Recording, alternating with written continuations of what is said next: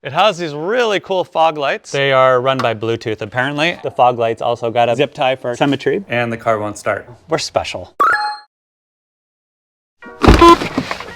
Hello, cars and bids. My name is Nick Roshon, and this is my new project. It's a 2002 Land Rover Range Rover P38 Borrego edition.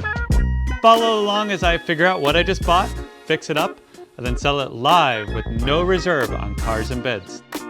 You may remember me from Doug's Track Day, a few Cars and Bids live appearances, my adventures in my Lamborghini Murcielago, or maybe even selling my Celine XP8 on the site for a record sale last year as some of my many car and automotive adventures. I'm excited for my new project, something I can dig my hands into, have a little fun with, and I have always wanted a P38. I bought this on an online auction website that wasn't Cars and Bids, and it was a very good deal. It was a no reserve auction that ended on a Saturday. I told myself I'd be willing to go up to 12, and bidding minimum increments, I got it for just $7,100. After speaking with the seller, he disclosed some issues that weren't quite on the listing and actually ended up knocking an extra $1,100 off, meaning I'm in this for only $6,000 plus shipping. A really nice one like this is worth maybe $20,000 if it's in pristine condition. This car, as you'll see in a little bit, has some issues and some flaws, but I think we can get a lot more than 6 for it when we turn around and sell it on Cars and Bids. The other beauty of this car is it completes my 04 Rich moniker here. We have the 06 Mercy, the 02 Range Rover. If you average them out, that gets me to 2004. And really, we're living like a king 20 years ago. This was one of the nicest luxury SUVs you could buy in 2002. Mercedes had just come out with the ML55, which was maybe its closest competitor, but the idea of a luxury SUV was still new, and at this point it was becoming clear that Range Rover had really squandered their lead and let the competition leapfrog. They were about to come out with the new version though, which did make things a lot better. This was somewhat of a dark spot in Land Rover's history. It was known for eating head gaskets. Head gaskets, my lord. Yummy. Being generally unreliable and difficult to own, but my God, is it pretty. It just looks so cool. So let's take a look around here. I'll show you exactly what I got for $6,000, take a tour of all of its faults, issues, or quirks and features, and you, the audience, can decide if this is worth $6,000 or not as a gamble. Starting with the exterior first. It's a good 10-footer car. It looks good from 10 feet away, but the closer you get, the more you start to realize it's not quite that great. The clear coat has tons of failure through it. I think the hood will definitely need resprayed here, but as you walk around too, it's not just the hood, unfortunately. The hood is the worst part. It has these really cool fog lights. However, they are run by Bluetooth apparently and don't actually do anything when you don't wire them in. The bumper, you know, zip ties are not quite the OE way of doing this. I like the fog lights also got a zip tie for symmetry. It could be a lot worse, it could be a lot better. That's an easy fix. From the side, again, the closer you get, the more you find some flaws. On the plus side, the wheels were recently powder coated and are just flawless. These are special wheels that only came on the final model years for the Borrego edition. Some people like the older style better, but these are special, and if you know, you know. This yellow is different than this yellow, that's different than this yellow. You can watch it all down the body lines. We've also got, as you come down here, some nice scrapes. I'm hoping a PDR person can pull some of these out, but there's gonna need to be some paint work too. You've also got some lovely overspray. That's not just on this part of the car, but pretty much all over, which leads me to think that maybe some of this clear coat failure, you can see more here, along with the overspray, could be due to a previous owner getting crappy paint work done or maybe just trying to touch it up as they went along. One of my favorite features is the gas tank. If you want to open it, you don't need to use the popper. Just shut the door. You'll see more paint defects sort of throughout. The car could really use a full respray, but we're gonna talk to some detailers and body shops and see what can be done that would still pretty her up nicely. Funny enough, this part is usually faded and looks brand new, so someone maybe replaced that. Some more dents along the way, some more clear coat failure. Nothing terrible. The Range Rover script again, more clear coat failure. Everything's here. We've got a tow hitch. The final edition have these smoke taillights that look really cool. We've actually got a whole roof rack system that came with the car that's pretty neat. And coming around to the side, actually better than the other side. Some questionable touch-up paint jobs done, and the shade of yellow known as close enough. Maybe some tiny little tidbits of what looks to be rust. We're special. We can live with a little rust. Otherwise, pretty decent. There's no crack in the windshield. The glass is all there. Surprisingly, all the windows roll up and down, which I was shocked on. We're doing okay. The interior is surprisingly the strong point. We have one tear right here, and maybe some creasing on the seats, but for 140,000 miles and 22 years on the car, this is pretty spectacular. The wood grain is elegant and woody. Maybe some cracking here and there, but the door panels, everything's there. And many of the P38s that I've looked at in the past, because I've always wanted one, had just the rattiest, chewed up interiors that looked like it was a zoo or a kid's playpen. The carpet's actually pretty good here. When you turn it on, all the pixels work on the dashboard. The sunroof actually works here, which is pretty incredible. As we go around to the back seat, I've already got the car seats in for the kiddos, but no stains, no rips, it's all there. The trunk is one of my favorite parts too. You get the old school style tailgate option. The front glass goes up, you push the button again, and the rear hatch goes down. And you can hang out here, you can tailgate, you can fold the seats back and camp, really. It's super spacious back here and tons of room. You'll see I have a center muffler here, and you'll find out why in a minute when I turn the car on, but I've already started accumulating parts to fix this up. We've got some cracks on the interior stuff, but again, the car's in insanely good shape on the inside, so that'll save me a ton of money and time not having to fix it up. Mechanically, it's a little tough to say where we are with the car. Go ahead and turn it on here. We can just... Loves to beep at you. I think we got a seatbelt, ABS fault, traction failure. It'll also say sunroof not set, EAS manual. Not sure what either of those are. And I think part of the reason that the bidding went low on the previous listing was this ABS and traction control light. From the forums, it says it can be something as simple as just a wheel bearing or a wheel speed sensor, so we'll see when we take it to the mechanic what kind of damage it is. The other oddity here is that exhaust. You may hear it does not sound like your standard exhaust. There's a giant hole in it, which makes it sound cool and muscly, but not quite to the Range Rover standard. You could see, again, the electronics all work. There's no pixels or issues on the navigation, which I can't imagine how awful this thing is, but we'll definitely try it. We've got an analog clock here, which is cool. CD player, which actually hooks into a lightning connector for my iPhone. We've got some loose change that came with it, so that'll knock my expenses down by at least 20 cents or so. We've got a center console that works. Again, there's nothing really wrong with it on the inside. It's super nice.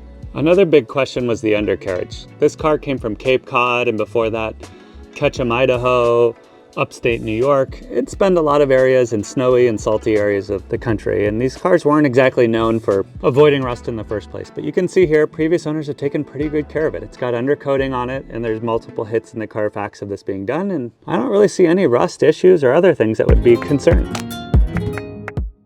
Taking a look under the hood, it's a Bosch engine, but otherwise pretty standard down here. We've got some spillage out of this power steering pump that you can see is splattered a little bit. It's maybe a little dirty. I have no idea what this is supposed to be for, but it's all here. It's all functional. Maybe some rust here along the pulleys, but I don't think anything mechanically that's gonna trip us too much up other than those traction lights. So overall, it's pretty legit.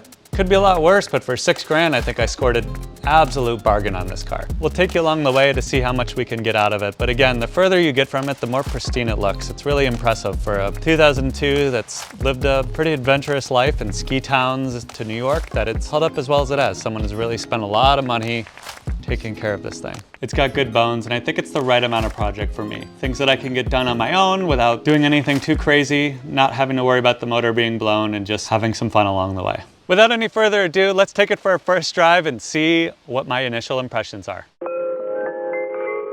All right, so time for the first drive. Let's buckle in, and that's where you'll find issue one. The seatbelt gets a little stuck. You gotta push it down to get it in, but let's roll. No backup camera, because that's way too fancy for 2002. And you can hear that nice roar of the 4.6 liter V8. Also, shockingly, the sunroof does work, which I would have expected it not to work, in part because it says sunroof not set and is beeping at me as I'm trying to close it. But it works, just with a little fuss. The ride is surprisingly cush. Like, it is, maybe I'm used to driving the Cayenne or the Murcielago, but it just floats. It feels like a Cadillac or like an old school land yacht. You can hit speed bumps. It is pretty slow. And I would absolutely daily this, especially if I didn't have to go anywhere super fast, and enjoy the heck out of it. Let's see here, it's warm enough. We'll give it a go. Full throttle, baby. Oh, there we go. 30 miles an hour, 40, 50. This thing is so slow. I don't know what the horsepower is, but it ain't much. That being said, it gets going eventually. The brakes are okay. It needs a little bit more warning. These aren't track pads, but it slows down fine. It starts fine. The steering, you can waft it a little bit, but it's perfectly acceptable and reasonable. Perhaps that's the entire driving experience summed up, is perfectly reasonable. But when you got these, you were the king of the road. You sit what feels like 4 or 5 feet in the air. You absolutely feel like a king. You look down on all the plebeians out there and think, haha, peasants. You really do feel like on top of the world, especially knowing you only paid $6,000 for it. The rear mirrors are not quite lining up, and one is inexplicably yellow, and not because of the paint reflecting. I think it's a window tint, but hey, people make choices. The other really fun thing about this car is it just attracts so much attention. I'm used to driving a Lamborghini, and that gets quite a few stares and is very loud, but there's something about a bright yellow car that is both humongous and just the shape of a box that stands out quite a bit amongst a sea of basically all gray and white and black SUVs and crossovers. The styling is just iconic. The color is impossible to miss. It's just a bygone era, and I think people all really appreciate it. When you see the Lamborghini, you think, oh, that guy's probably not a good person, or maybe is compensating for something. And well, a bright yellow Range Rover might be compensating. For the most part, the looks you get here are just pure happiness. People are pumped. They think it is so cool. My kids think it's cool. They think it's a school bus. We have been debating the various nicknames from it, from Old Yeller, Big Bird. There's quite a few names. My wife suggested Yellow P38, which I'm not sure I'm going to stick with or not. But it's so fun. How can you not look at this car and just think, not smile, really? I know I sure do. It's going to be hard to sell this so quickly. I think I'm going to become attached, and I think it's going to be hard to let go of it. But I promised Daddy Doug I'd sell it no reserve, so when I say I'm selling it, it's going, and I do hope it finds a good home, because it's actually, as far as these go, one of the nicer ones I've ever seen. It feels like a luxury car. It feels well put together, and I don't know how else to explain it. I would love to keep this car because it is so good. Another funny thing about buying this, not only was it a complete accident and I didn't intend to win, I was then convinced the seller wouldn't sell it. Pictures weren't great, there wasn't a lot of information, so anyone that was bidding on it kind of knew to factor in some budget for getting it up to snuff again. This car reminds me of Canon. You can't hurry it. It's going to do what it wants to at its own pace. It's slow, it's relaxing, it's soft and cushy. It is just, it's Canon on the inside, maybe more Nick on the outside.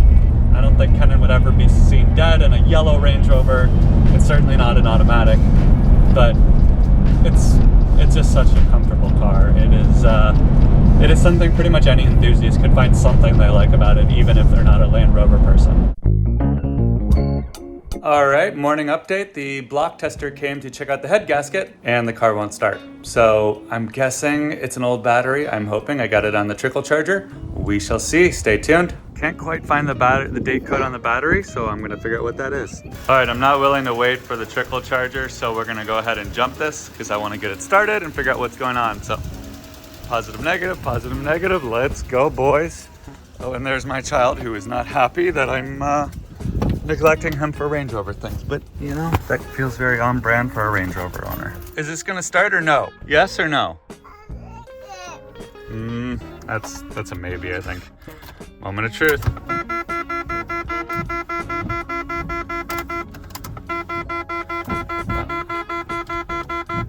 Wonder if the windshield wipers killed it? Oh, and the turn signal. I am surprised that it wouldn't have enough juice from just sitting here. I hope it's not something else. That would be even worse.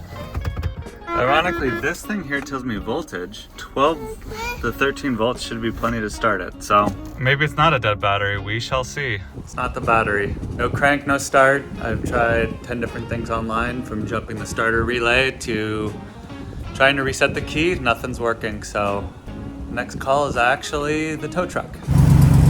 It started. I have no idea. I jumped it, I charged it, it still wasn't working. And after 4 hours of surfing the forums and a haircut later, it started to work. So I'm taking it to O'Reilly to get the battery tested. My best guess is that even though it's charged, it wasn't holding the bolts, but I don't know. We'll see. So what's next, you might ask? Well, first I'm going to show Doug, Kenan, and the crew what I got myself into. Wow. The paint is worse than I thought it was. Then I'm going to take it to a mechanic and figure out what's wrong with it.